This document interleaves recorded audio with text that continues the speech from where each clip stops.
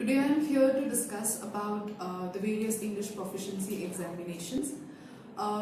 You might have heard about examinations like Ielts, PTE and TOEFL. Students who are planning to go abroad, they have to give this examination. You might have heard it from your seniors or the people who are already there and studying. So a lot of students, they come to us and they ask us which exam to take.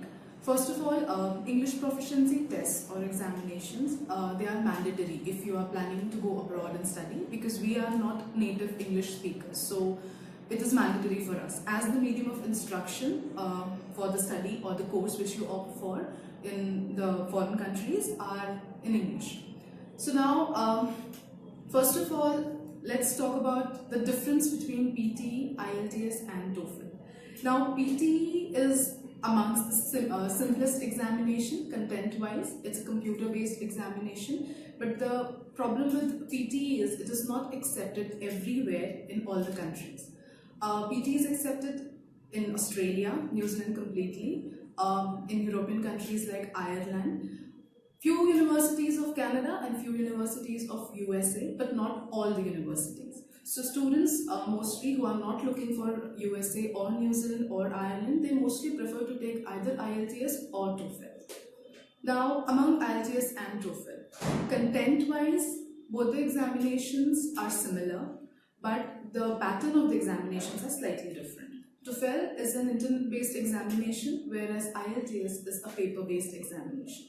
Now again, whether to take TOEFL or Ielts, that is also it also depends on the country which you are going to. Suppose if you have USA as your first option, so I would suggest that you should go for a TOEFL examination, because USA accepts TOEFL. All the universities, 100% universities, they accept TOEFL.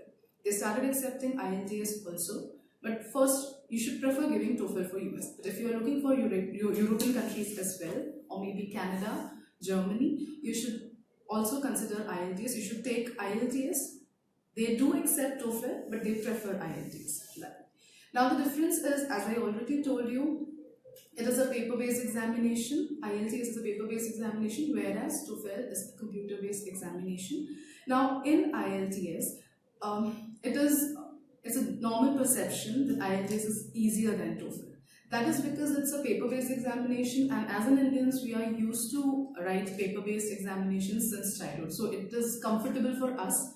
So that's the reason we think. But the sections and the content is same in both the examinations. Second thing with Ielts is speaking. Speaking is a one-to-one session with the interviewer or the examiner, whereas in TOEFL, you have to talk to the computer. So they basically give you the questions and you have to answer the questions accordingly, and the speaking is timed in case of TOEFL. Each question is timed, whereas in Ielts, the questions are not timed. The overall exam is timed definitely for 14 minutes, but only one section of Ielts is timed. Others, you are free to give your answers, like that you are not restricted for time. Now, apart from Ielts and TOEFL, PTE is a computer-based test, as I told you, but it is not accepted everywhere. So it's preferred that you either go for TOEFL or Ielts if you are looking for various options.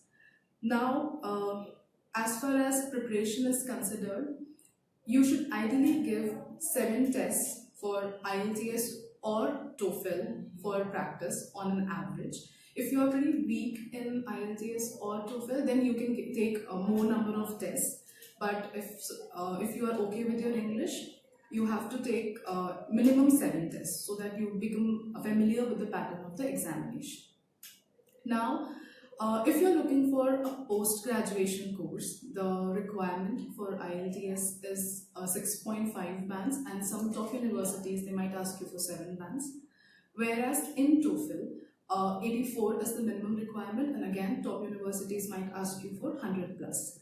Now Ielts is scored out of 9 bands. Each section is scored out of 9 bands, and they take the average. So whatever scores you get out of 9 bands in each section, they take the average, and the overall score is out of 9 bands.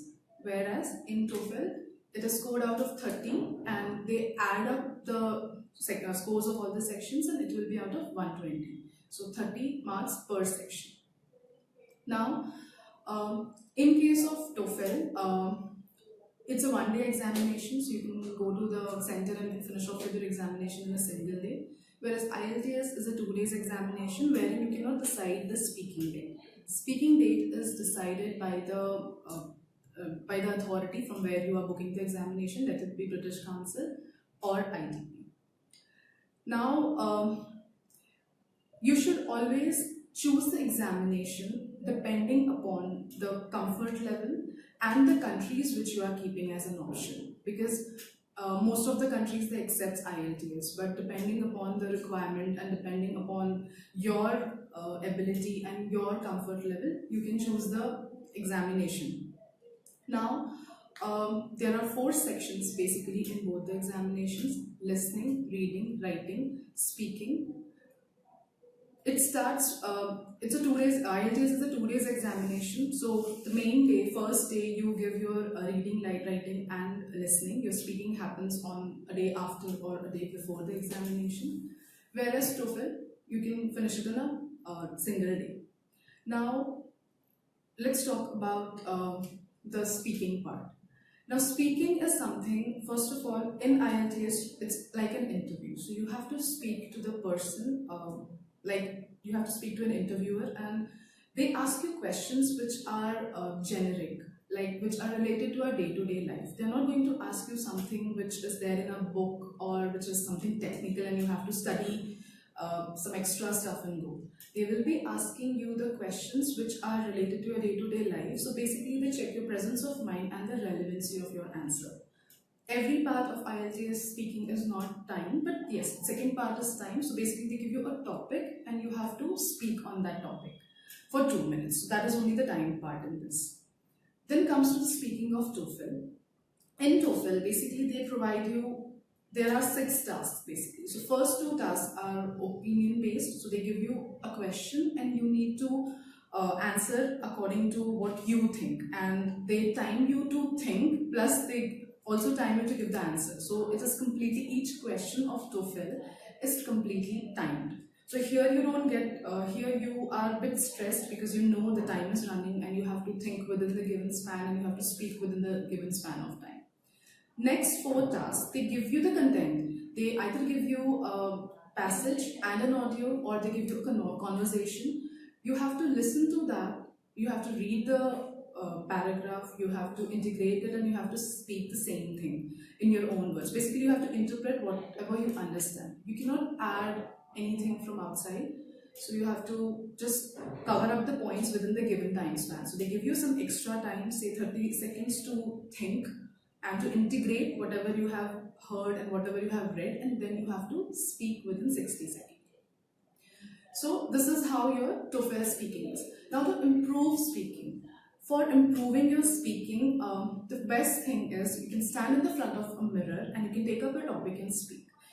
It sounds a bit silly, but it is a very good way of increasing your confidence. If you can face yourself, you can speak to anyone, or you can speak to a computer also, you can speak to a person also, and whatever topics comes, you can speak about that.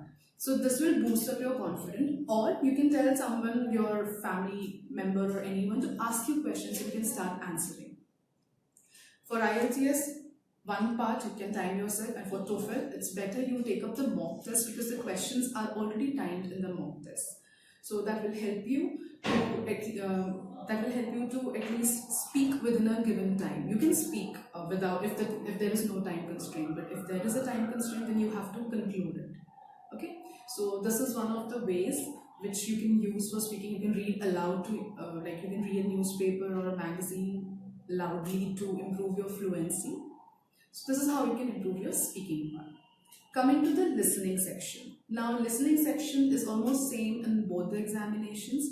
You have to listen to the content and you have to answer according to the content, whatever they are speaking. In listening, there are 2 things which are very important. One is concentration, because unless and until you listen to what the person is saying, you won't be able to interpret. And you might miss. And in both the examinations, you're not allowed to again rewind the video, audio, and then you listen to that again. So you're not allowed to rewind it. So it's better concentration, concentrate on whatever you are listening. Second thing is, The second problem you might face will be the accent issues, because TOEFL mostly you encounter American accent, whereas in Ielts you might encounter Australian accent, it can be UK accent, it can be Canadian accent, any accent. So it's better you start watching television series in English. You start listening to the songs which are in English. You can start watching English movies as well. That will help you to get familiar with the accent. So when you listen to the content of the examination or the test, you will understand like what word they are saying, what word they are talking about. So this will help you to improve your listening part. This is the these are the two ways basically you can use to improve your listening. Then comes your reading. Now if we see reading, one thing is common in all the examinations is the reading comprehension. The plus point with TOEFL and Ielts is that the reading comprehensions are not as difficult as your GRE and GMAT passages. Plus the options you get is 4. So 4 options, it's easy for you to eliminate the options and then choose the correct one instead of looking for the right one, because 2 options you might encounter the 2 options are very close to each other, and that might create a confusion and you end up marking the wrong answer. So the first thing is always skim the passage so that you know where the things are. Eliminate the options. Do not assume anything. If something is not given in the passage, do not assume that okay, this will happen after this. Unless and until that is mentioned directly or indirectly, do not assume. Once we stop assuming, it's difficult obviously to stop assuming. Initially we do that, but it's better you stop assuming, and once you are done with this thing, you will be able to eliminate the wrong ones and you will be able to differentiate between the correct one from the closest options which are there. Both TOEFL and Ielts encounters these type of questions. So now for reading, you can skim the passage, you can go through the options and start eliminating. So this is the way you can use for this, because these are the questions which is a problem for the students. Then comes your writing part. Now writing is something which is a part of all the examinations, let it be GRE, let it be GMAT, let it be your Ielts, PTE or TOEFL. In Ielts you get 2 tasks for writing, that is report writing and an essay writing. Report writing is something where they give you the data. They can give you the data in the form of table, they can give you the data in the form of a pie chart, they can give you a data in the form of maybe an island or a map or a life cycle of some organism or anything. So basically you have to interpret that data. Report writing is different from, it's not allowed to write the fancy introductions like we used to write in essays. So you have to write a simple introduction like what is given in the question. Do not copy the question as it is, as they deduct the number of words from the total number of words which you have written. So in your words, just write your write the introduction which is given in the question. Second paragraph will be the interpretation of the data. Third paragraph will be the conclusion. Do not include the numbers and figures of the data in the conclusion. That is not allowed basically. Minimum 150 words you have to write. You cannot write less than 150 words. If you exceed 150, it should be maximum 170. Do not write 200 words for 150, because obviously they have given you at least 150 words. That doesn't mean that you will be writing 200 words. It should be 170. Now the catch here is you are not allowed to give your opinion, your ideas, any example from outside. So we are reporting something. So whatever it is there in the content, we have to interpret that only and do not repeat the points. Coming back to the second task, that is essay writing in Ielts. They give you a topic, they give you a question along with that. Sometimes they ask you to discuss both the point of views and then give your opinion, and sometimes they want you to give your opinion and give reasons for that. So basically you start with the introduction and you end with the conclusion. Ideally an essay should be of 5 paragraphs. You start with an introduction, you introduce the topic, you take a stand. You can completely agree with the topic, you can completely disagree with the topic, you can be neutral. It's better to take a middle stand, a neutral stand, because that gives you more points to write. And these topics which they give, basically you have to analyze those topics. So if you're analyzing something, there are some positive points and negative points. So it's better you analyze it both the ways. And please conclude your report as well as essay, because without conclusion it will be considered incomplete. Now 250 words at least you have to write. You cannot write less than 250 words. If you are writing more than 250 words, make it 270, 280. Do not write 300 to 350 words. So this is about IELTS. Now in TOEFL, one essay is independent and one is dependent. The dependent or integrated essay, wherein they give you a paragraph, they give you an audio, you have to read the paragraph, you have to listen to the audio and make notes, and you have to integrate both the things, and you have to write the essay. So you have to start with again introduction and end with the conclusion. They will be talking about different things about the same topic in the audio and the passage. So you have to pick up the points and you have to write an essay. They give you 20 minutes to, basically you have to type in TOEFL, whereas in IELTS you have to write. So this is the independent or integrated type of essay. Coming back to the normal essay, it is same as the IELTS essay. They give you a topic, you can completely agree, you can completely disagree, you can be neutral, you have to start with introduction, end with conclusion, give examples to support your point of view, you can express your opinion, make sure that you're not repeating the points again and again. It should be a complete essay. Now, students often ask the question like, what about the vocabulary? Should we include the vocabulary which we learn in the GRE?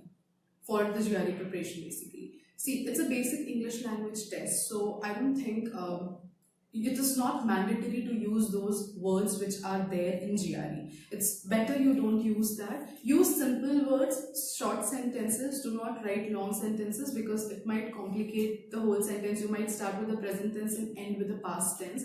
So it's better write short sentences and avoid the usage of high-fi vocabulary words. Write simple and correct words and statements.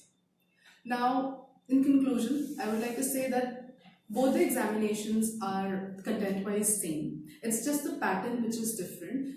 You first decide which country you want to go for. Depending upon the country, take the mock test for both the examinations first and see which test is more comfortable for you. According to your comfort level, according to the country which you are planning to go, take the test. Choose the test, which one you want to give.